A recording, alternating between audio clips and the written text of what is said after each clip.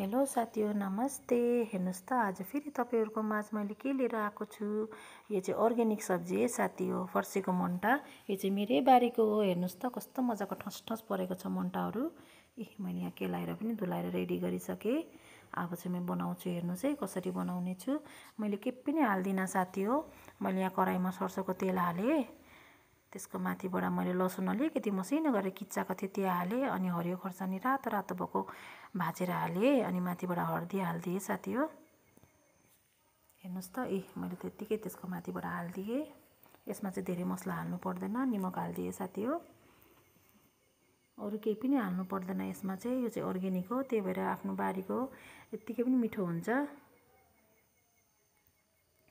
हेर्नुहोस् त कस्तो राम्रो देखिँदैछ। तपाईँहरूले पनि जसले खानुहुन्छ यसरी नै फ्राई गरेर खानु होला, बहुत टेस्टी हुन्छ साथी हो। पानी छोड्नु थाल्यो, कति छिटो गल्नु थालिसक्यो। हेर्नुहोस् त म एकैछिन छोपेर ढकनी खोल्दाखेरि नै हेर्नुहोस् त कस्तो मजाले गलिसकेको छ। कति मजाको खाम लाग्दो भएको छ नि साथी हो। अब म अलिकति टमाटर काटेर राखिदिन्छु। यो पनि लोकल टमाटर र मसिनो खालको घरकै हो। यो टमाटर अलिकति माथिबाट टमाटरलाई एकछिन पाक्नु दिन्छु र अनि त्यहाँबाट म नमाइदिन्छु है साथी। हेर्नुहोस् है एकछिन छोपेर पकाइदिन्छु टमाटरलाई तल पारेर। हेर्नुहोस् त गलिसक्यो, सुक्खा भएर कति मजाको कस्तो राम्रो देखिँदैछ। हेर्नुहोस् त खाम लाग्दो।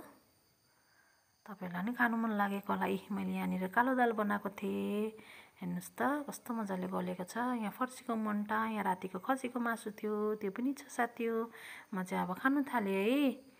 ल राख्दैछु।